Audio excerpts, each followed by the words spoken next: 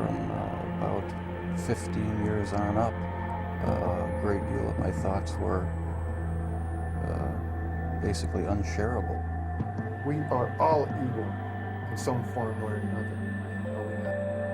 Yes, I am not 100%, but I am evil. My mother was a sick, angry, hungry, and very sad woman. I hated her, but I wanted to love my mother. This is Serial Killing, a podcast. Hello again, and welcome to Serial Killing, a podcast. This is Alyssa Carroll, and I am your host and the creator of @serial_killing on Instagram, where we go through the life stories of serial killers to see if we might catch a glimpse of why they displayed their famous, vile, and disturbing behaviors. This week's podcast will be about Bob Berdella, and I have to warn you, it is going to be intense. Bob was known as the Kansas City Butcher and the Collector. He killed his first known victim at 35 years old. He was a sadomasochist who suffered from sexual dysfunction, and he was a narcissist. His kill count was 6. So Robert Andrew Berdella Jr. was born on January 31st, 1949, making him an Aquarius, in Ohio. So as we always do, let's get into some history from that time. In 1949, World War II was finally over, and life in the United States was beginning to settle down and prosper. Factories could now concentrate on meeting the demand for the cars and televisions that consumers wanted. The first soap operas were beginning to premiere on daytime TV, and, logically, advertising began to boom because more and more people were beginning to own televisions, and therefore commercials were prime real estate in the broadcasting business. Also, there were already whispers of color televisions coming to market.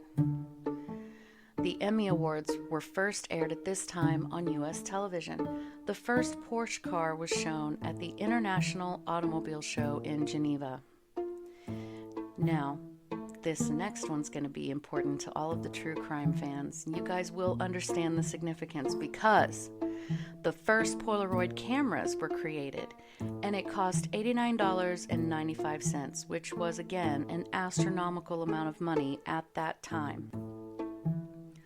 The first 45 RPM vinyl records are introduced in 1949, as well as silly putty that was sold in little plastic eggs. Some other notable people born in 1949 were actors John Belushi, Jeff Bridges, aka The Dude, Meryl Streep, Jessica Lange, you would know her from American Horror Story, Sigourney Weaver, musicians Lionel Richie and Bruce Springsteen, and even fashion designer Vera Wang. So the average household yearly income had increased from our last two podcasts to be just around $3,000 a year, and the cost of a new house was on average about $7,500. A new car had nearly doubled in price in 10 years, and it was roughly $1,420 on average. A gallon of gas was 17 cents. The hourly minimum wage was 70 cents an hour. So, groceries in 1949. You could get sliced bacon, bananas, small bottle of bleach, a cantaloupe, a bag of coffee, and fresh chicken, and it would cost about $3.09 at the store. That price today would be roughly $22, and yes, I did the math by checking my own local grocery store ads. George Orwell's book 1984 was first published in the United Kingdom. This book is considered to be one of the most influential novels written around this time. It takes place in the future, where a totalitarian state sets out to control the thoughts of its citizens in order to rewrite history. It even coined terms such as Big Brother and Thought Police. The book was wildly successful, and its themes and philosophy are still discussed, and people still debate its nature even to this day. Also at this time, Russia was able to create its own nuclear bomb, thus increasing tensions between them and the United States, so the Cold War began. In China, Communist leader Mao Zedong established the People's Republic of China on October 1st after the nationalist leader was forced to flee to Taiwan. The Geneva Convention, which was a series of international diplomatic meetings, were going on at this time. It was to try to provide protections for the humane treatment of wounded and captured military people, medical personnel, as well as civilians during wars. In 1949, after World War II, they were significantly updated. NATO, or the North Atlantic Treaty Organization, was established during this time. Basically, it was to help defend and protect Europe from the ever-aggressive Soviet Union influence during that time, especially Eastern Europe. This organization included the US, Belgium, Great Britain, Italy, France, Luxembourg, the Netherlands, Denmark, Canada, Portugal, Norway, and Iceland. President Truman gave his fair deal speech during his State of the Union address, in which he described how every United States citizen should expect from their government a, quote, fair deal. This included national health care insurance, public housing, and federal aid to education. He advocated for raising the minimum wage, giving federal assistance to farmers, and extending Social Security benefits for the elderly. However, citizens were leery because it sounded like socialism and most were anti-communism. In the end, minimum wage was increased and Truman was able to pass the Housing Act, helping the more unfortunate with home ownership, but national health care was rejected. So you see, even though the world events were still not perfect, like they really ever are, it is obvious that life for most of the planet, especially the United States, was on the upswing. Things seemed to be getting better and better. Bob Berdella was the first child of Robert Berdella Sr., who worked the line in a Ford factory, and Mary Berdella, who was a housewife. He had one brother that was 7 years younger than him. Robert Sr. was of Italian descent, and he was devoutly Catholic, and had his sons attend religious classes, and the family never missed Mass. Bob was an intelligent child, but he was also extremely introverted.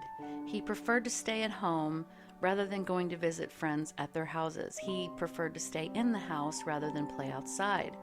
He was nearsighted and had to start wearing glasses when he was just 5 years old, as well as having a slight speech impediment.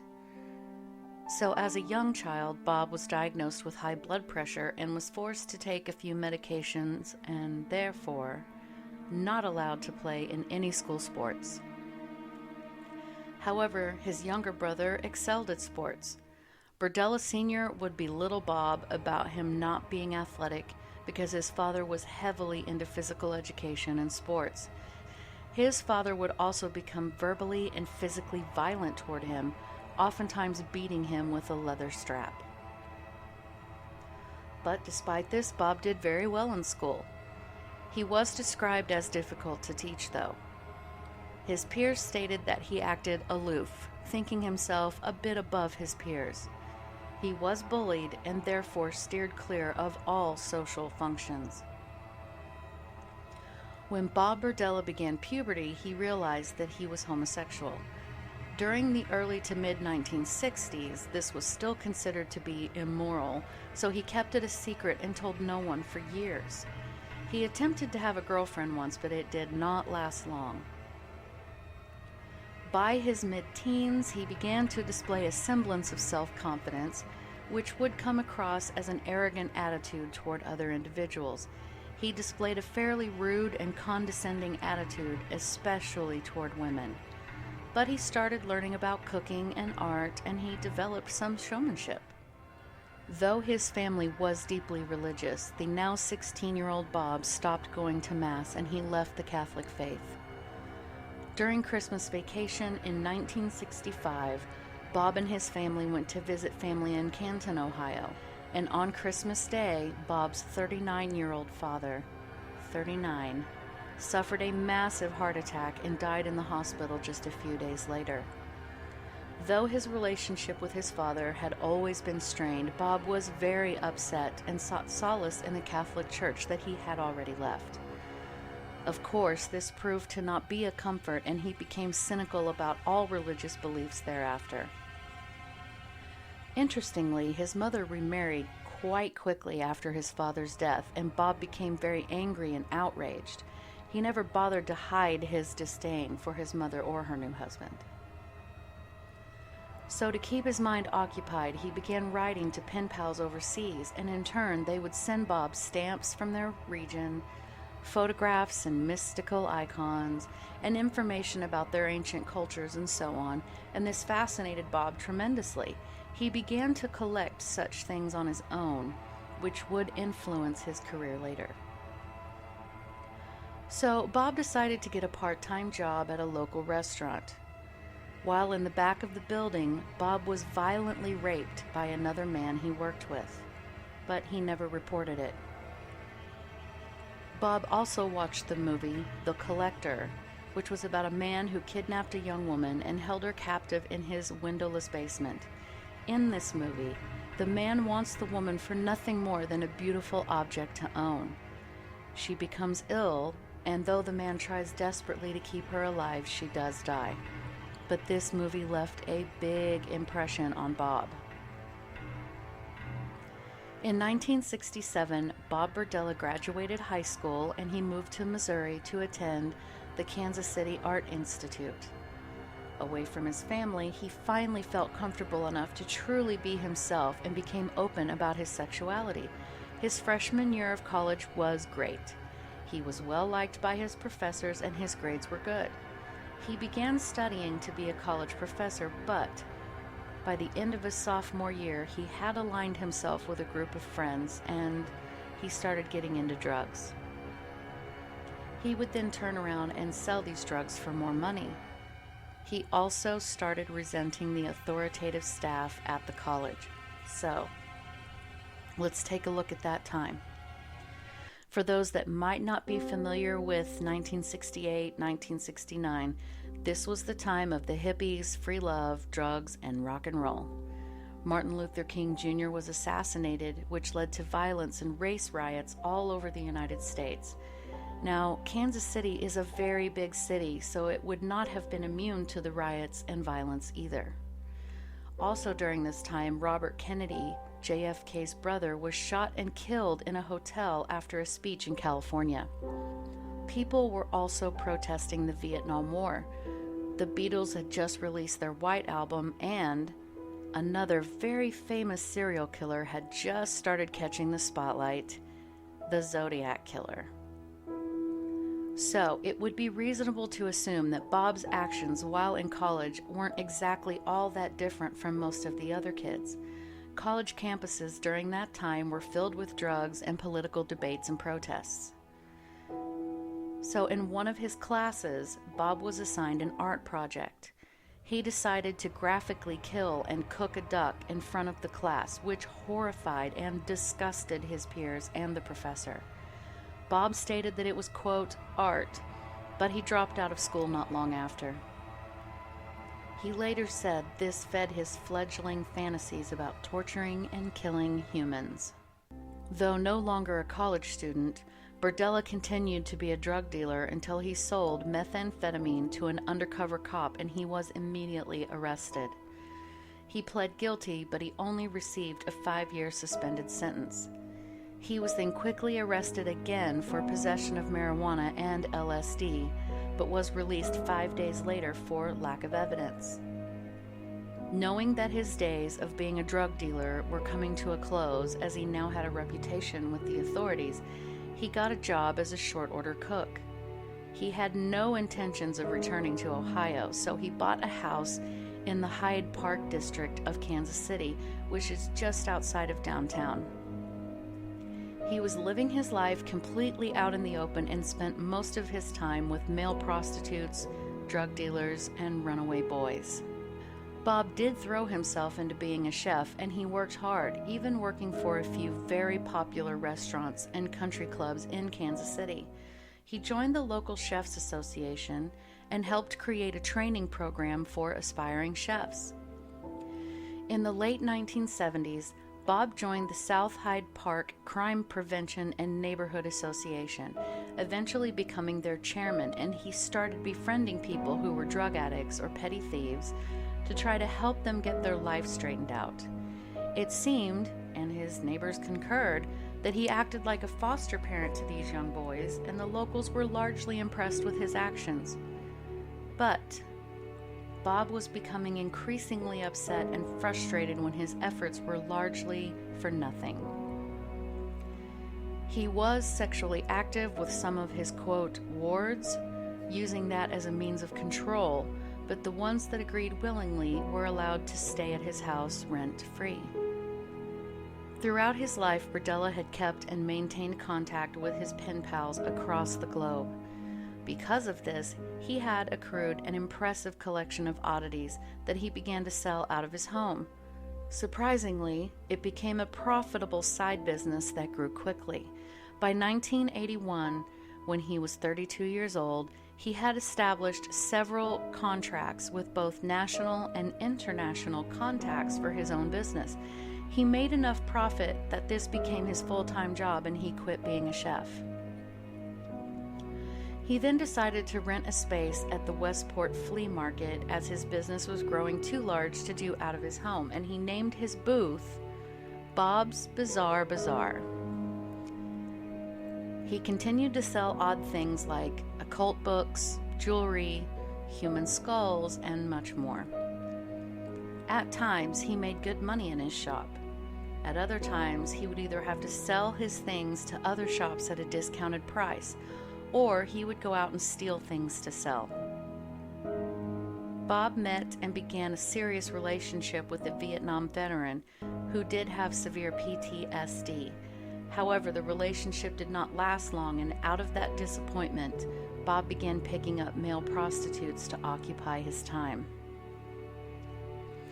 So at Bob Berdella's shop in the early 80s, he befriended another merchant who had a booth next to his by the name of Paul Howell and his 19-year-old son, Jerry. At first, Jerry and his friends would openly mock Berdella for being gay, but Bob later stated that Jerry confided in him that the boys were secretly sexually active with other boys. Now, whether or not that is true, we will never know, but what we do know is that young Jerry and Bob became friends and started spending a lot of time together. On July 5th, 1984, Jerry stated that he wanted to go to a dance hall in a neighboring area, and Bob offered to drive him. He then gave Jerry alcohol and Valium while in the car, which rendered Jerry nearly unconscious, then drove him back to his house and injected him with a high-powered tranquilizer. He then carried the unconscious teen upstairs to his bedroom and tied the teen to his bed and gagged him. So this is the part where I warn you guys, this next part is very graphic. For the next 28 hours, Jerry endured the unimaginable, repeated, vicious rapes.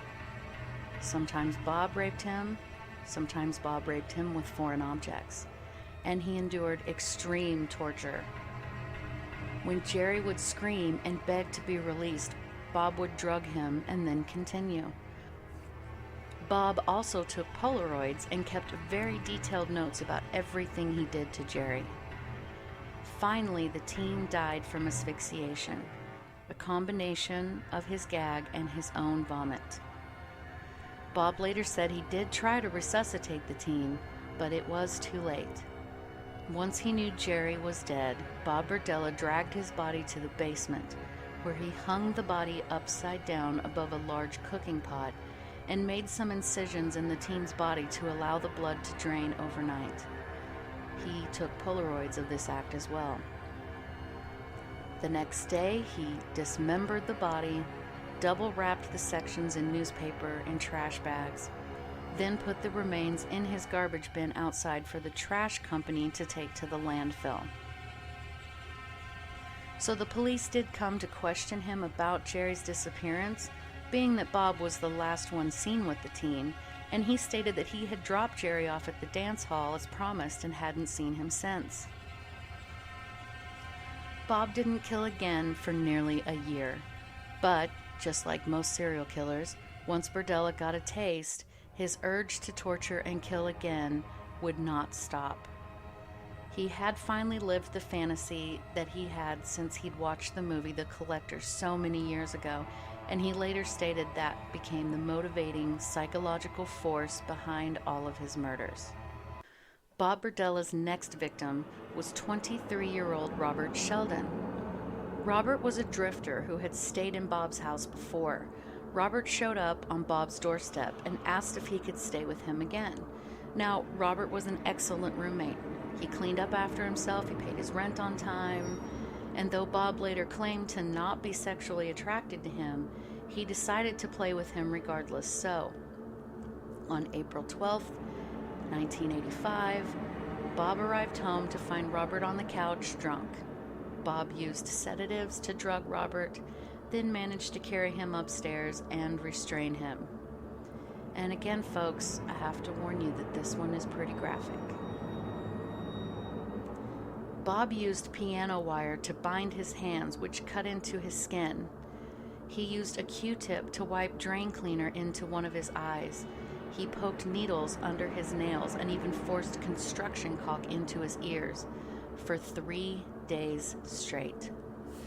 When a roofer came on the third day to work on Bob's roof, he decided he needed to kill Robert, so he put a bag over his head and suffocated him.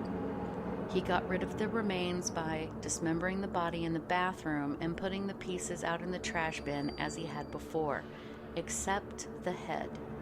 He kept that as a trophy, only he buried it in the backyard. Bob kept yet another set of Polaroids as well as meticulous notes about everything he did to Robert. Only 2 months after killing Robert Sheldon, Bob found Mark Wallace asleep in his backyard shed. There had been a thunderstorm and Mark was seeking shelter. Mark was an acquaintance of Bob's and he knew that Mark had depression, so he offered to inject Mark with Thorazine to help calm his nerves, to which Mark agreed. Bob then took Mark upstairs, bound him, and began to torture him. He fastened clamps to Mark's nipples and sent intense electric shocks through his body until Mark would fall unconscious again, only to wake up and have this repeated over and over. Bob also injected various chemicals directly into Mark's muscles in his back. The pain and the drugs became so intense that in less than a day, Mark died. Bob disposed of the body in the same manner as his other victims. On September 26, 1985, Bob Berdella got a phone call from Walter James Ferris, asking if he could come stay with Bob for a short while. Bob agreed for the sole purpose of making him his next victim. They met at a bar, had a couple of drinks, then they went to Bob's house. Once Walter was in the house, Bob drugged him with tranquilizers, carried him upstairs, and tied him to his bed. For the next 27 hours, Bob tortured him almost without pause. Berdella attached alligator clips to Walter's shoulder and genitals. He then sent 7,700 volts of electricity, which is enough to cause respiratory paralysis and severe burns on the body, through his body, sometimes up to 5 full minutes at a time. He also stuck needles into his neck, sexually assaulted him with inanimate objects, among other horrible tortures, and the pain and stress became so intense, Bob noted that James was unable to stay in a seated position for more than a few seconds and be able to breathe. As always, he kept very careful notes about each act of depravity that he inflicted on Walter. Finally, after the 27 hours of continued torture, Walter died. In his notation of the experience of Walter's death, Bob simply wrote, "Stop the project." 9 months later, in June of 1986, Bob was walking through Liberty Memorial Park when he ran into another old acquaintance, Todd Stoops, who was a former male prostitute. Back when Bob knew Todd, he had had a wife, and he and his wife had stayed with him before. Bob asked if Todd would like to go back to his house for lunch, and Todd agreed, though it was understood that Bob was going to pay Todd for sex so that Todd could buy drugs. Berdella later stated that he was extremely attracted to Todd and intended to keep him alive as a sex slave. Once Bob got Todd into his house, he subdued him with strong tranquilizers and tied him to his bed, just like his previous victims. Because Bob was so sexually attracted to Todd, he decided he would torture and terrify him into total submission, but not kill him. He wanted a zombie-like lover. Sound familiar? So here's yet another warning, as this one gets very, very graphic. So for the next 2 weeks, Todd would experience unimaginable pain and suffering. Bob injected him with drugs. He gave him strong electrical shocks through his eyelids in an attempt to blind him, and Drano was injected into his throat to try to make him mute. Bob raped him himself, as well as using many other instruments, which ultimately resulted in sepsis and severe blood loss. Todd begged for his life. Bob tried to nurse him back to reasonable health, but Todd ultimately died, so Bob disposed of him in the same manner as his previous victims. In the spring of 1987, Bob Berdella befriended 20-year-old Larry Pearson, whom he met in the flea market. It didn't take Bob long to invite Larry to live at his house. In June, Berdella decided he would keep Larry and got him drunk. He then injected him with tranquilizers, drug him down to the basement this time, and tied his arms above his head. Bob tortured Larry with the same methods as his previous victims: Drano injections, repeated rapes, and high-voltage electric shock. He also used a metal rod and broke several bones in Larry's hand. This went on for 6 weeks. Finally, Larry bit Bob's genitals so severely that Bob had to go to the hospital. There, they stated that he would have to stay. Bob, however, rushed home, murdered Larry, and then went back to the hospital. On May 29, 1988, Bob Berdella picked up his last victim, 22-year-old male prostitute Christopher Bryson. Bob offered Christopher money for sex and took him to his home. Once in the house, Bob hit Christopher over the head with an iron rod and knocked him unconscious. He tied him to his bed and repeated many of the same tortures as his previous victims, plus swabbing his eyeballs with ammonia while saying, quote, "You did not choose to be here, but you are. For you to survive being here, and for you to make it, it could either be rough or it could be easy. If I grow to like you and trust you, then I could do special things for you, such as buy you cigarettes, pick up a movie on the way home from work, and so forth. Don't try to fight me, or you'll just get more of what you got earlier. You see, what you got is nothing compared to what you can have. I've gotten this far with other people before, and they're dead now because of mistakes they made. The only thing you need to think about are you, me, and this house." Unquote. After a few days, Bob told Christopher that he was contemplating backing off of the more horrific torture, but that the rapes would continue with no exception. Some days later, Christopher noticed that Bob had left some matches near enough for him to be able to reach. He burned through his restraints, jumped from the second-story window, and yelled at the first person he saw on the street to call the police. He was naked, save a dog collar and leash. He had broken his foot from the fall, and he was bleeding. The person took him to a neighboring house, and they contacted the police.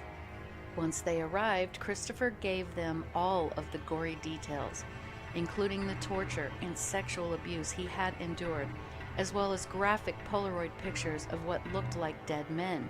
They then took him to a nearby hospital and submitted the request for a search warrant of Bob's house. Not long after, Bob returned home from work and was immediately arrested. After Bob Berdella was taken into custody, the police searched his home, and what they found was shocking. Syringes, an electrical transformer with wires leading to the bed, pill bottles for sedatives, eyedroppers, a long iron pipe, rope, leather belts, a human skull inside of a closet, human teeth in an envelope, a hacksaw, a miter saw, a chainsaw, and all three of those had pubic hair and blood all over them. A total of 334 Polaroid pictures of young men in various stages of torture and death, a decomposing head in the backyard, several human vertebrae in the yard, torturous sexual devices, and so much more.